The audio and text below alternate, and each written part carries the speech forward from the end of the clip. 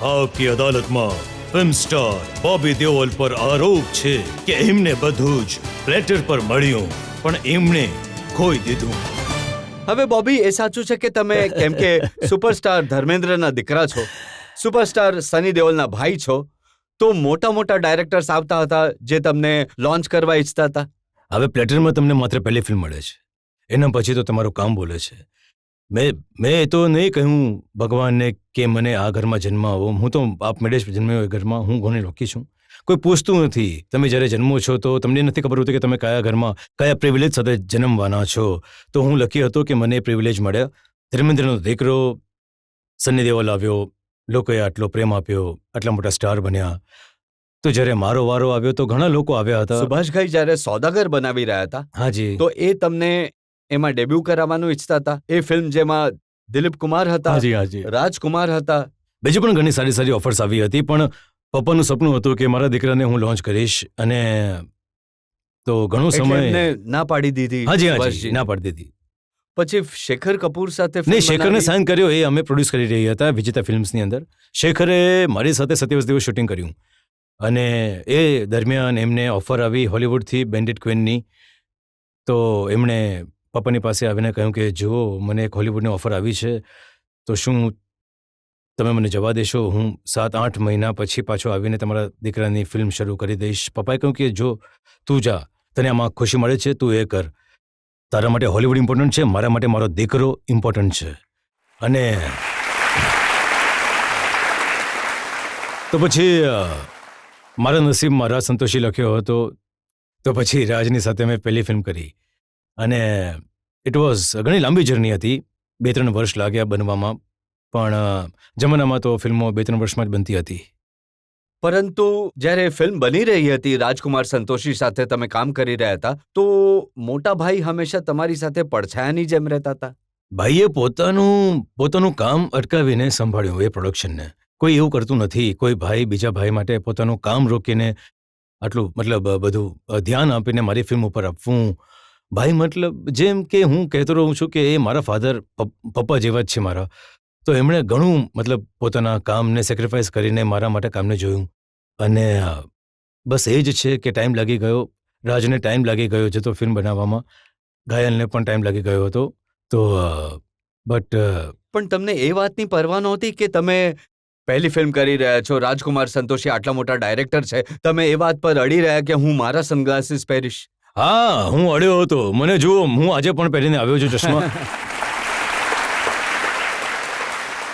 મારી લાઈફની જે પણ મારી પસંદ, જે પણ મને સારું લાગે છે, બધું મારા પપ્પાથી મને આવ્યું છે.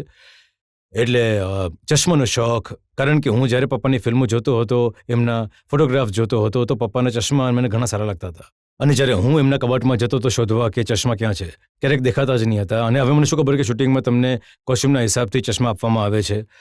તો મેં નક્કી કરી લીધું કે જ્યારે હું મોટો થઈશ તો હું ચશ્મા ખરીદીશ, કલેક્શન બનાવીશ. તો મેં એક ચશ્મા ખરીદી લીધા અને એ સમયે ઘણા ઇન્ટરેસ્ટિંગ હતા. તો મેં રાજને કહ્યું કે અમે ઓટીમાં શૂટિંગ કરી રહ્યા હતા, લવ તુજે લવ મેં કરતા હું. તો મેં કહ્યું કે રાજ આ પહેરી લઉં? કહેવા લાગ્યો નહીં. તો મેં કહ્યું યાર, હું પછી સંતોષી શિવમ પાસે ગયો. મારો મિત્ર બની ચૂક્યો હતો ત્યાં સુધી. તો મેં સંતોષને કહ્યું, એ મારા સિનોગ્રાફર હતા. મેં કહ્યું કે યાર હું આ પહેરું? યા બોબી વેર. તો એ કારણે મેં ચશ્મા પહેરી લીધા. મને શું ખબર હતી કે જ્યારે લાગશે ફિલ્મ તો લોકો પાગલ થઈ જશે ચશ્મા માટે. એને જ પસંદ કરશે. હા, things just happen. Every time you doing something, તમને ક્યારેક એ મગજમાં નથી આવતું કે આ કેવી રીતે ચાલવાનું છે. એટલે વેનેવર એઝ એન એક્ટર તમે પરફોર્મ કરો છો, દિલ ખોલીને કરો કે કંઈ પણ એમાંથી સારું નીકળી શકે છે. એન્ડ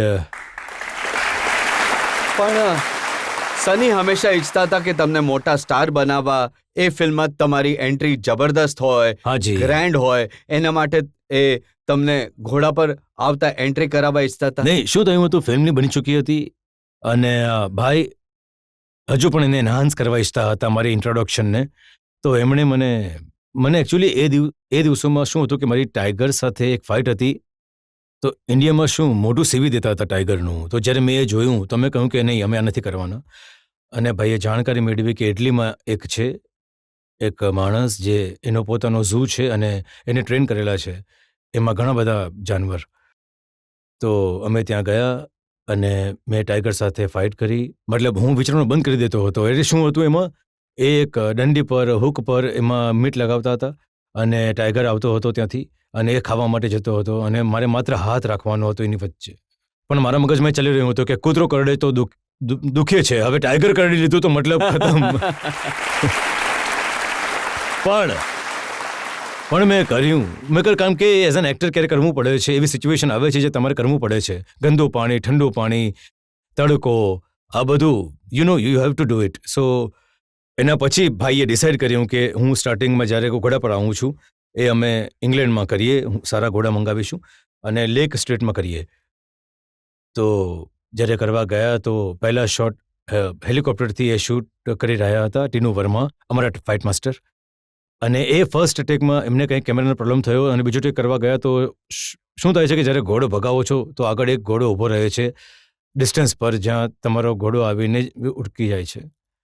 તો જ્યારે હું ગેલેપ કરીને જઈ રહ્યો હતો તો આગળ વાળો ઘોડો આમ થયો અને હાલ્યો નહીં, ત્યાં જ રોકાઈ ગયો. તો મારી લાત જઈને લાગી એની પાછળ અને હું એ હવામાં ઉડ્યો અને આઈ બ્રોક માય લેગ તો ભાઈ હતા, બસ મારી એટલી હાલત ખરાબ હતી કે ભાઈએ મને આમ પકડીને રાખ્યો અને બસ મને ખબર હતી કે મારો ભાઈ મારી સાથે છે અને મને કંઈ નહીં થશે. And then he flew me overnight to London and my surgery was done there.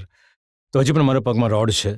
અને જેમ તમે કહી રહ્યા હતા કે તમારા લગ્ન બૈસાખીના દિવસે થયા, મારા લગ્ન પણ બૈસાખીના દિવસે જ થવાના હતા, પણ મારી લાત ઠીક નહીં થઈ. તો મેં હમણાં 30 તારીખે મેમાં મારા 30 વર્ષ પૂરા થશે મારી વાઈફ સાથે. અને પછી તમારા નખરા પણ ધીમે ધીમે શરૂ થઈ ગયા હતા. નખરા આ જે ગીત છે ઘણું ફેમસ થયું છે ને, દુનિયા હસીનો કા મેલા ઓર મેલે મેં યે દિલ અકેલા. તો એ ગીત પર જ્યારે ડાન્સ કરી રહ્યા તો 6 વાર પેન્ટ બદલ્યું હતું તમે.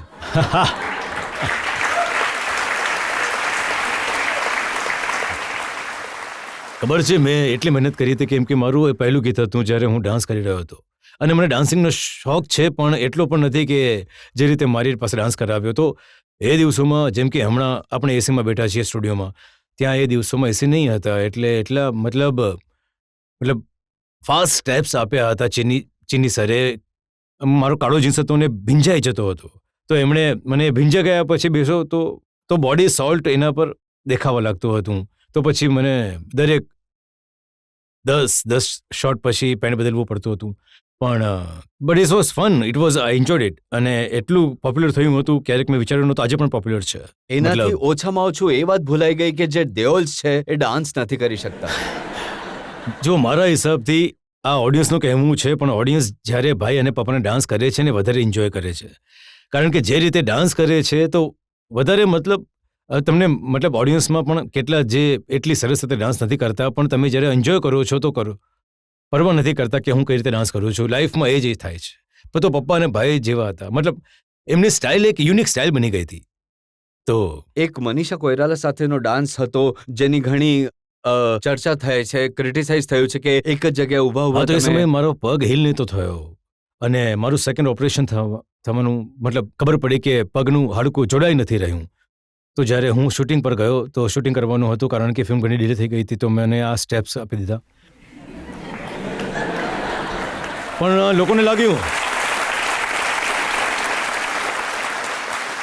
લાગ્યું મારી સ્ટાઇલ છે, આ બોબીની સ્ટાઇલ છે, તો ચાલી ગયું એ સમય. હવે જઈને એના પર થોડા મીમ્સ બન્યા છે, પણ લોકો હજી પણ ઘણો પ્રેમ કરે છે.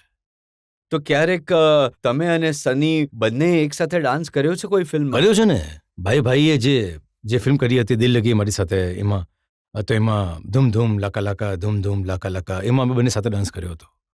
તમારી પણ જ્યારે ફિલ્મો ન ચાલી એ સમયે તમે ઘણું ડ્રિંક કરવા લાગ્યા અને પછી નશામાં કહેતા હતા કે આ દુનિયા મારો સાથ નથી આપતી, મને કોઈ ફિલ્મો નથી આપતી. જ્યારે તમે ગિવ અપ કરી દેશો તો સેલ્ફ પેટીમાં જતા રહો છો.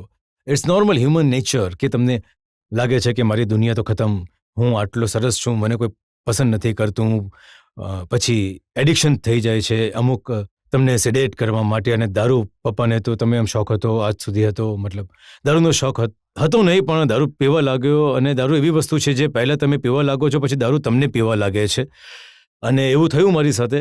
પણ મારી વાઈફ જે છે she is my spine, she is my backbone, she is my everything. અને એક નારી જે આ સહન કરી શકે છે કે એક હસબન્ડ કયા સમયમાંથી પસાર થઈ રહ્યો છે, ક્યારે મારી પર્સનાલિટીમાં ચેન્જ, મારો ગુસ્સો, મારી ઇરિટેશન.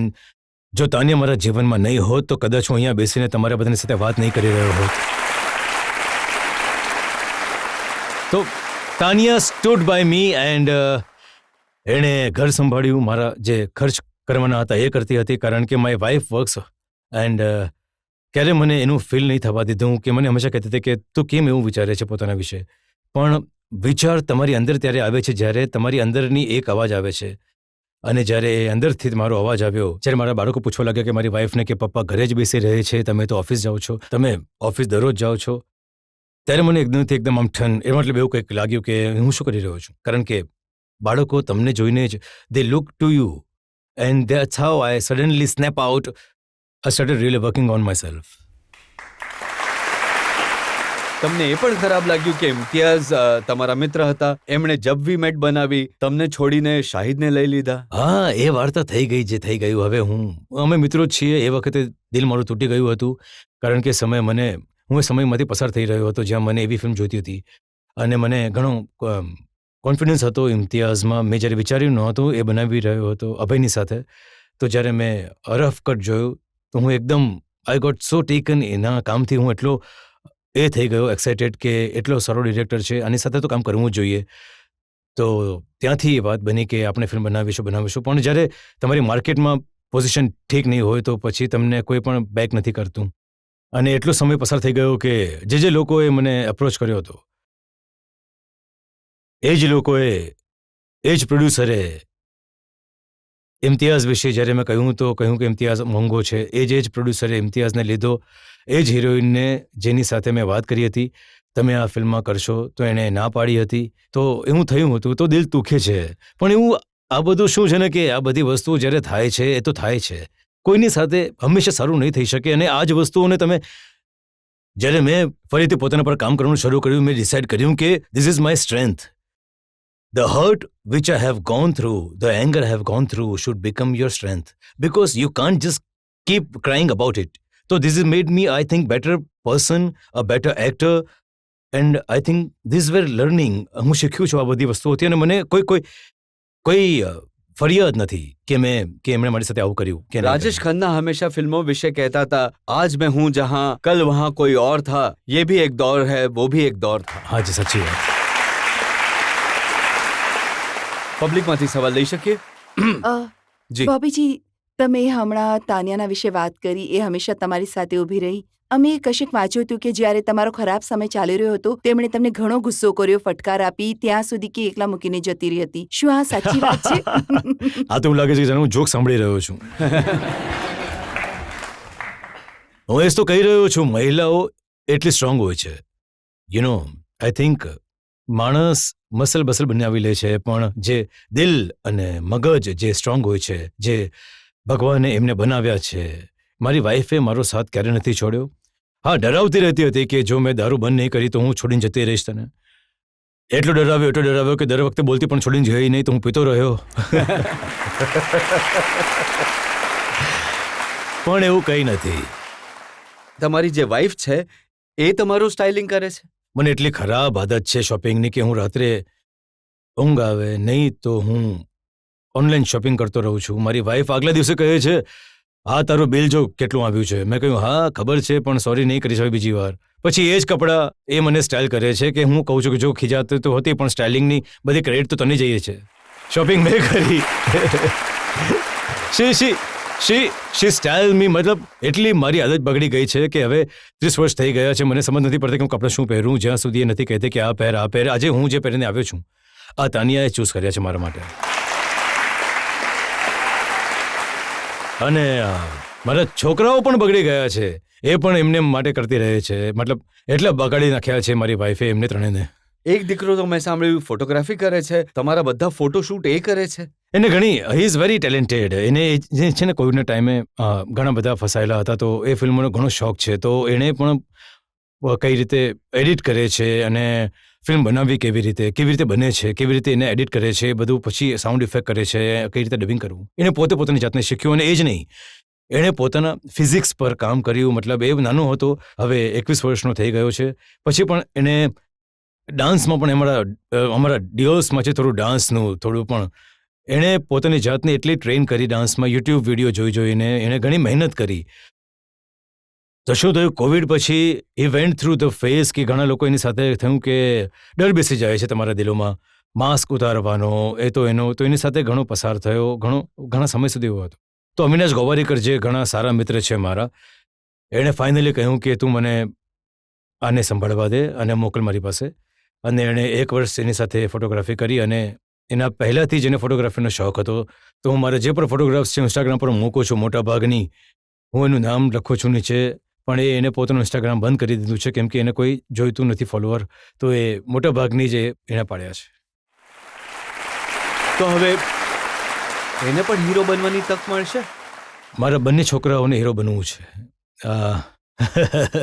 શું કરીએ, આ ઇન્ડસ્ટ્રીઝ એવી છે કે દરેક જણ વિચારે છે કે ભલે એ ડૉક્ટર હોય, એન્જિનિયર હોય કે કોઈ પણ પ્રોફેશનથી હોય, એ બધાના દિલોમાં મગજમાં વિચાર તો આવે છે કે હું પણ એક્ટર બની શકું છું. આ એક છે જ હું પ્રોફેશન, તો અમે આ જ પરિવારથી છીએ, આ જ મોટા થયા છીએ અમે લોકો. એમણે જોયું છે બધું. તો મેં તો મારા મોટા દીકરાને ફાઇનાન્સ ભણાવ્યો છે. He went to NY Houston and he passed with honors. He really good on these studies. તો મને લાગ્યું કે કદાચ કંઈક બીજું કરશે, અમેરિકામાં સેટલ થઈ જશે, હું જઈશ, હું મોટું ઘર હશે, પણ મતલબ મહેનત કરશે, રજાઓની મજા લઈશું એની સાથે. પણ એને એક્ટર બનવું હતું. તો એ હમણાં શીખી રહ્યો છે, એક્ટિંગ કોર્સિસ કરી રહ્યો છે, બધું કરી રહ્યો છે.